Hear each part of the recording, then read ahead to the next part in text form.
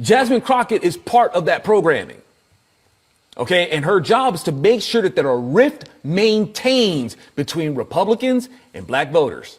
Okay, Republicans have long forgotten who they are, and Jasmine Crocket is there to make sure they do not remember who they are in their association, their relationship with black folks. And she's there to make sure that black folks don't recall that either. She is there to make sure that that rift stays between them and grows even wider. Okay, that's what it's all about. Remember, y'all, the Democrats are the national Manson family. They want a race rift. They want a race war. Okay, so Jasmine Crocket is very irritating. What's more irritating than Jasmine Crocket is people like Byron Donalds. All right, I want to like the guy. I really do. But he's a naive sellout. Okay, he is at this point the superlative of the token Negro in the Republican Party. Okay, why do I say this? Any fool that would go out there and say black folks fared better under Jim Crow do bite me. All right. And what's even worse than that, y'all, what's worse than that are the so-called conservative white folks who applaud this crap. This is why people think the parties have switched sides, geniuses. This is why we have such a hard time. This is why the Republican Party is such an abysmal failure in the culture and are dependent on Democrats screwing things up so bad that Republicans may seem to be worth considering. And it's not even conservatism that the people are buying into. They're falling into the Trump cult of personality is what they've gone for. You haven't sold conservatism. You sold a figurehead. You sold a cult of personality because you sure as hell can't sell conservatism worth a damn. You can't sell the Republican vote worth a damn. You have to be dependent on Democrats making things so abysmally bad for people to consider something else. So they may have a chance to get the economy back on track so they can afford to be freaking perverts again. That's what you've done. Byron Donalds helps with this. Byron, you're going to say that things were better under Jim Crow? This is all you're saying, Byron. Let me help you out. This is all you're saying. You're saying that black folks can't do anything right unless white supremacists impose apartheid policies on us to keep us in line. That is all you're saying, dude. That's how we do better. You're of the same sentiment of John Wilkes Booth in his manifesto. This is the party of the white man. The Republicans are out to destroy them. The black man can't do because we know what's best for them. We know what's best for black folks. That's where you're at, Byron. That's you. And the Republicans eat this stuff up. See, they kick people like me to the curb. See, at the time, y'all, when I stepped onto the scene back in 2007, see, the Republicans, they liked me because they thought they found them a black person to be able to say, to give them credibility. They're like, oh, see, we're not racist. We like what he has to say. But see, after a few years, they were like, well, he's really not the token that we need him to be. He doesn't make apologies for us. And you know, there was a time when Democrats were decent people and they were saying, I'm like, no, they weren't. And then after Obama's presidency was done, it's like, okay, well, you know, Zoe, we don't really need you anymore. There's a ton of token Negroes for us to choose from now. And they've actually found them some genuine token Negroes. I don't fit that model, so they don't need me. All right. But they've got people like Byron and they got a whole bunch of other black so-called right-wing influencers. They got a whole bunch of those. I'm not welcome at the table anymore. All right. Because I don't say stupid stuff like this.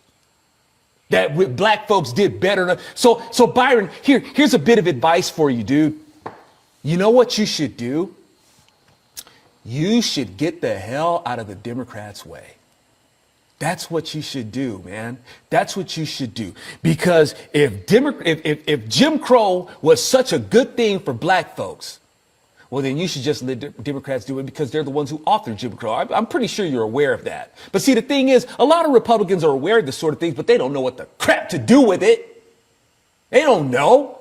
They don't know what the hell to do with this sort of stuff. They don't know what to do with this history. They don't know what to do with this information, except for give Democrats everything they need to promote their damage in the culture. So you have, and how long have I been saying it, y'all? How long have I been saying it that the Democrats, they accuse Republicans, of hating black folks and not wanting to have anything to do with black folks and all that sort of stuff. And the second they see black folks with Republicans, the ones who make the biggest hissy fit about it are Democrats. It's like, well, wait a minute. Y'all complain about these supposed racist policies of the Republican Party, but when you see that, that doesn't exist, then you're mad. You see Byron Reynolds, who has a white wife. And Jasmine Crocket has a problem with this. Now, I don't know of any Republicans that have any problem with this. That's one of the good things I can say about, Republicans, at least, is like they don't really express problems about this sort of stuff because they were the party that fought against the Democrats who made it policy where people couldn't interracially marry. Internationally, I should say. I don't use the term race. All right. That's another misnomer that keeps us divided from each other. Less Than 3 Entertainment and Bruce are saying that, what's his face? Officer Tatum is one of those sellouts. That's right. Oh man, we can make a list, y'all. I try not to, but these people, well, unfortunately, I don't know if they know who they are. They don't know. I don't know if their audience really even knows who they are. But thank you guys. Yeah, that's true. He's another one. All right. But, Jasmine Crocket, in her hypocrisy, doesn't understand that while you're going after Byron Reynolds for being married to a white woman, the one who's expressing problem with that is you. It's not an issue in terms of Republican sentiments. That's an issue with you. And not only that, Jasmine Crocket, the reason why blacks and whites couldn't be married when it was illegal, it was flat out illegal. Well, that was your party that made it illegal. Okay, the Democrats are the ones who imposed the anti-miscegenation laws. They did that. Oh, and Byron, was that a better thing for us? Was that better with those kind of Jim Crow apartheid policies? Was that better? Was that better for us? Both of y'all are quite irritating. All right. But yeah, Jasmine, that's your party that did that. So, I mean, while Jasmine Crocket wants to go off on like she's some sort of champion of racism. I mean, I know that she would hate mine and my wife's marriage. She would hate us. Mm-hmm. She'd hate us. But but at the same time, you shouldn't have a problem with our marriage. And by the way, Byron, mine and my wife's marriage, we didn't need the assistance of Jim Crow to keep us together. Jim Crow didn't keep us together. All right. So I don't know where you. So why the crap would you lean on something like that, dude? Of all the analogies that you could make or statistics that you could borrow from, that's where you went. You went to that. You couldn't even use maybe the time. It's like, back in the earlier 19th century, blacks, and you couldn't use a decade or something like that to refer to. Instead, you're going to go right to apartheid policies that was the center point that black folks were able to stay together on and do better. Wow, man. This is why the Republican Party is such a failure, because like I said, the mainstream Republicans applaud stuff like this. Oh, yeah, that's right. That's right. There was the Jim Crow laws and there was a father in the home and they stayed married. I was like, wow, that's what it took for us, huh?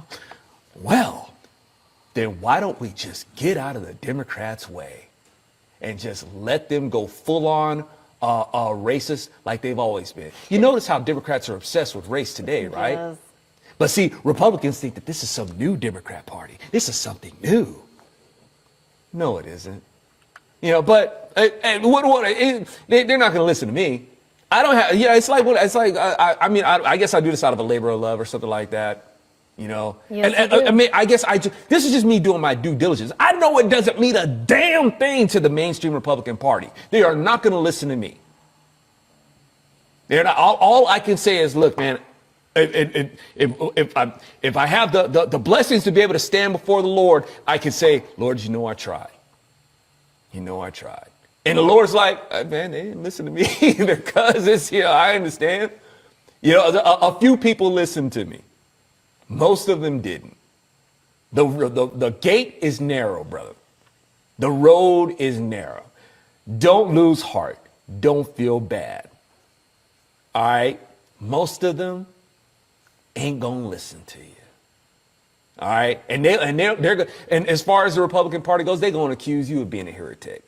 You're the problem. All right? You're the problem. They don't want to have anything to do. It's like the Lord's like, man, the Lord knows. I get it, man. I get it.